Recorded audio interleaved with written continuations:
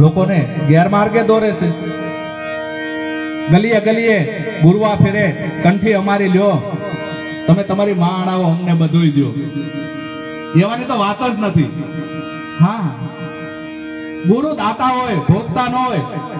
गुरु सम और कोई नहीं दाता, मात पिता पुत्रन के भ्राता, जो निस दिन गुरु शरणा सेवे, तो अभय दान गुरु पलमा देवे. गुरु जेवो कोई दातार નથી. હે પણ હાલ એ માર્ગ તો પછીનો છે. પહેલો તો આપણે જ્યાં સુધી આ જગતમાં કેમ રહેવું, કેમ સમાજમાં રહેવું, કેમ કુટુંબમાં રહેવું, કેમ પરિવારમાં રહેવું, એ નહીં સમજાય ત્યાં સુધી, આ લૌકિક નહીં સમજાય ત્યાં સુધી અલૌકિક કેમ સમજાય? ત્રણ પ્રકારની આપણી વાણી છે, લૌકિક, અલૌકિક અને આધ્યાત્મિક. તો પહેલા લૌકિક, પ્રથમ લૌકિક. લૌકિક જગતનો જે વ્યવહાર છે એને બરાબર કરવો પડશે તો અલૌકિક સમજાય, અને અલૌકિક સમજાય તો આધ્યાત્મિક સમજાય.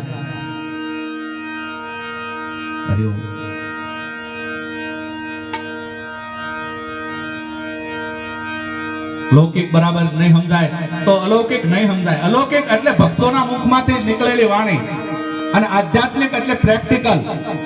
અંગ્રેજી શબ્દમાં પ્રેક્ટિકલ કહેવાય, અને આપણે ગુજરાતી જેમ છે એમ. જો મને અમારા ગુરુ મળ્યા ને એટલે જેમ છે બનાવી દીધો. જો મારા ગુરુનું જ રૂપ, એમાં કોઈ ફેરફાર નહીં. સંત બડે પરમારથી શીતલ વાંકો અંગ, તપત ભુજાવે ઓરન की और दे दे अपनो रंग.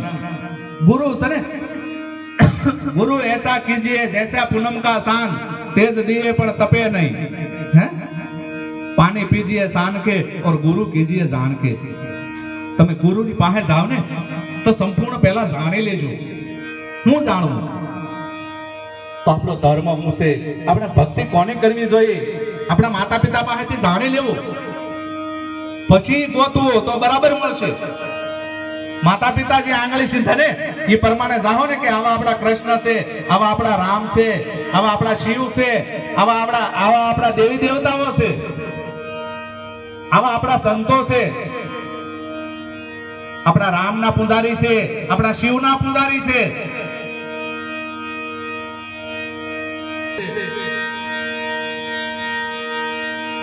એવું કહે તમને કે આપણા સાધુ સંતો જે છે, અખાડાના સાધુ સંતો છે, જેને સંન્યાસ પરંપરા અપનાવી છે. બાપુ ભાણ કે ભટકીશમાં મથી લે તારી માય, સમજીને તો હુઈ જાતા તાર કરવું પડે નહીં કાંઈ. આપણા સંતોએ ખૂબ કીધું છે, ખૂબ કીધું છે. આપણા સંતોએ કાંઈ કહેવામાં આપણને બાકી નથી રાખ્યું. આપણે જાહેરમાં જેમ તેમ બોલી શકીએ. હે ઘણાને આમ છે ને બાપુ અમારા ધારે આવે હો, મને કે બાપુ અમારા ગુરુ પાસે છે ને એવું કોઈ પાસે નથી. એટલે ભાઈ એવું ન હોય, સત્ય તો બધાય પાસે હોય. હે મેં કીધું તો ગોઠણ ઘડેલું હોય તો કોઈ પાસે ન હોય. હું કીધું છે તારા ગુરુ પાસે એવું છે, હું કહેતો ખરો, કહેવાની કે ના પાડી. બોલો બગસરાનું ભટકાડી દીધું હોય તો કહેવાની ના પાડવી પડે. જેમ સેમ આપ્યું હોય, અમારા આટલા કંઠીબંધ છેલાઓ છે, તમે એને પૂછો ક્યારેક કે બાપુ તમને હું આપ્યું?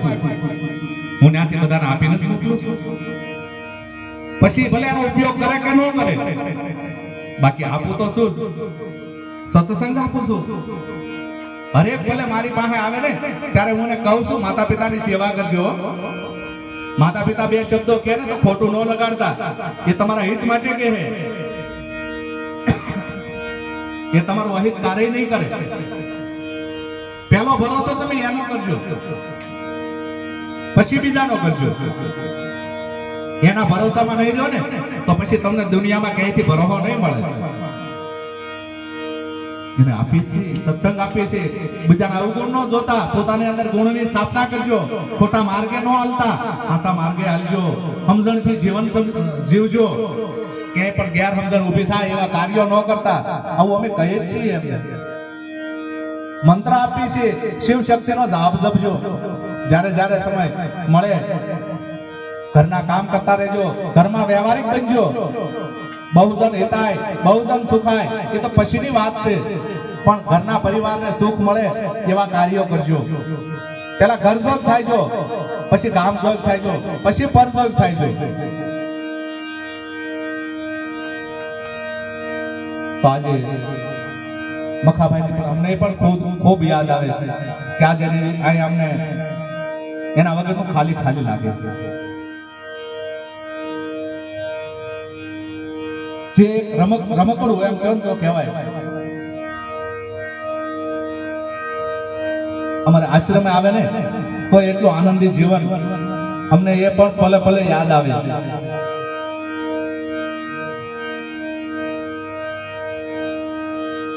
એના પાછળ આજે જે આ સત્સંગનું આયોજન કર્યું મસરૂભાઈનો મને 2-3 વખત ફોન આવ્યો મને કે બાપુ, મેં કીધું હા હું આજે આવી ગયો છું, આજે હું આવીશ.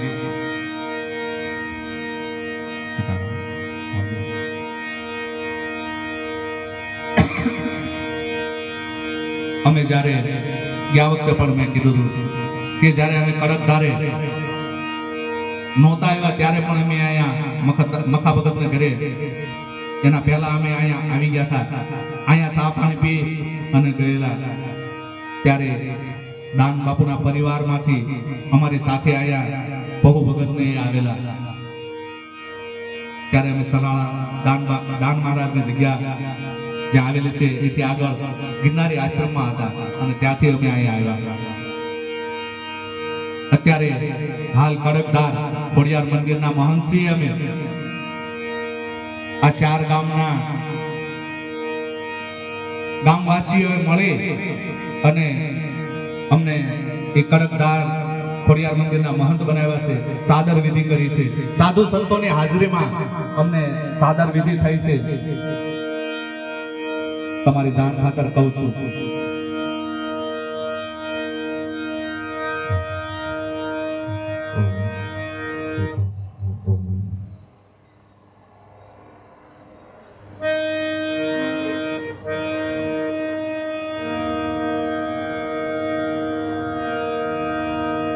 વેલાભાઈ અહીંયા આવ્યા પછી અહીંયા જ્યારથી હું કડકધારે આવ્યો ત્યારથી મારું કાળજું કયો ને તોય કહેવાય. જેણે એક પલ પણ મને એમને રવા નથી દીધો. જે કઈ મારી જરૂરત હોય સંતોની સેવા કરે છે, ખૂબ એને ધન્યવાદ છે. તન મન અને ધનથી બધી રીતે સેવા કરે છે. છોકરાઓ અમારે ના પાડે કે વેલાભાઈ તમે થાળીઓ નહીં ધોવો અહીંયા, આ તો બાપુ આશ્રમ છે. હું અહીંયા મોટો માણસ બની નથી આવ્યો બાપુ, હું પણ એક સેવક છું. એવું જેનું સરળ જીવન છે.